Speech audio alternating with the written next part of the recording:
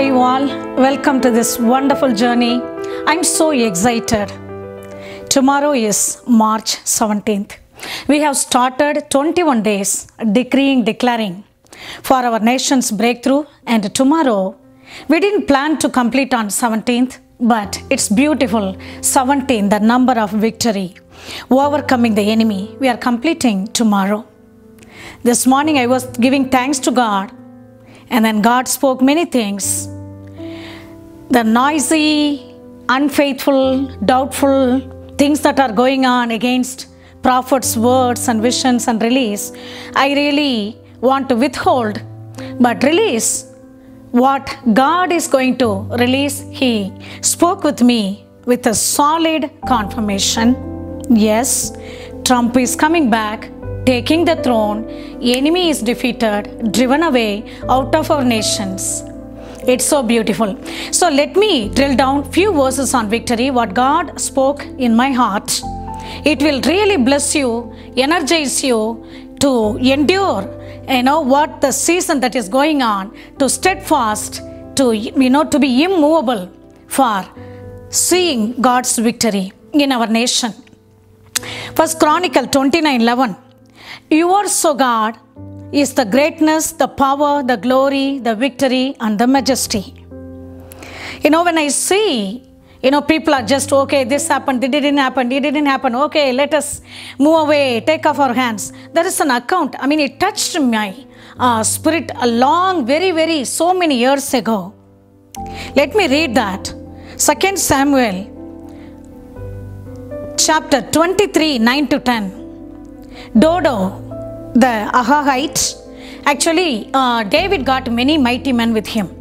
Whoever depended, surrounded with David, they ended up with being mighty warrior. This is one of the three mighty men. When the garrison, the Philistines, stood against Israel, many people gave up. They retreated, they withdraw, fighting against Philistines. But this Dodo, he arose and attacked the Philistines until his hand was weary. His hand stuck to the sword. The Lord brought about great victory, and the people returned after him only to plunder. Is it amazing? When Joshua was fighting against enemy, he asked, Lord, I wanted to complete, I don't want to leave any enemy undone. And he asked, stop the sun, stop the moon. It pleased God. What language God is pleased with? The faith, the fighting, not giving up, not quitting. It didn't happen. See here, this man fought where his hand stuck to the sword. It pleased God. God granted greater victory.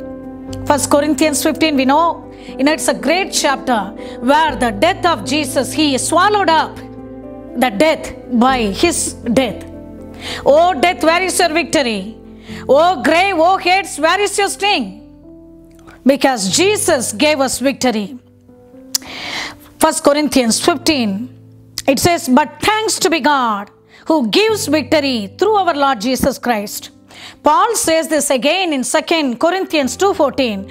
Now thanks be to God who always leads us in triumph in Christ and through us. Is it awesome? So I wanted to bring this, the Rhema, the season. A couple of days ago I shared a message about the redeeming the time, buying the time.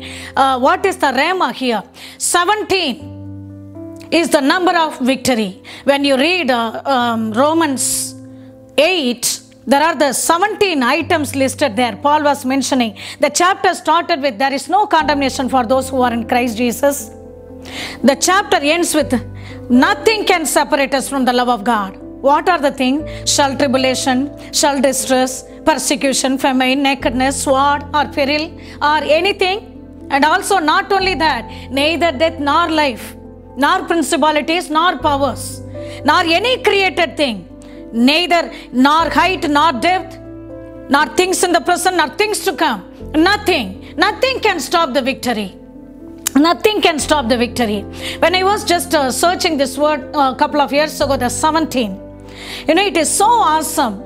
God, in Psalms 83, God destroys 17 enemies, utter destruction. 7 of them God destroys first, and then 10 rest of them, God says that I will cut off from the nation. I will drive them out of the nation and save my Israel. It is so amazing. There is a beautiful truth that is in Jeremiah 32.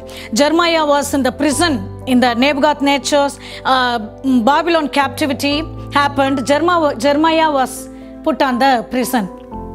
Jeremiah is the prophet who spoke about the judgment against Babylon and also the judgment that came because of people's sin. People of Judah and the people of Israel, and he was in the prison. God said, the word of the Lord came to Jeremiah, a man will come and then asking a deed. You will buy a land. Jeremiah's uncle's son, he came with, this land is Benjamin's land. This is your rightful inheritance. You have every right to inherit. Buy this. Being in a prison, already the Jerusalem is under the captivity of Babylon. There is no way that Jeremiah could buy. It's not a very wise investment. But Jeremiah listened to God, obeyed God. He gave 17 shekels, silver coins. 17 shekels, silver coins, the number of victory. And the people around, Jewish people, they were surrounding and witnessing. And then Jeremiah prays to God, declaring the greatness of God and the failure of the people. Is there anything too hard for you, God? God answered in Jeremiah 33 and 34, all 3 chapters, so beautiful. Yes, I am the God. I am the Lord of all flesh. Is there anything too hard for me? And he drove out the Babylons and the captivity. He restored Israel. The same God. We serve the God of Bible. It's not using the Bible and releasing the faithlessness and doubtful spirit and passivity and compromising.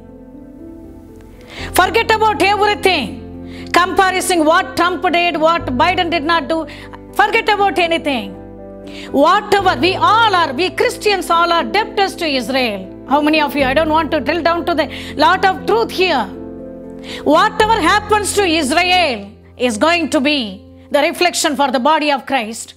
Whatever we do for Israel, we are directly doing it for Jesus Christ. What an amazing, any other king in the list did what Trump did, and God is going to be mocked or what? God forget everything? Is God going to be quiet? No, his rewards are coming back.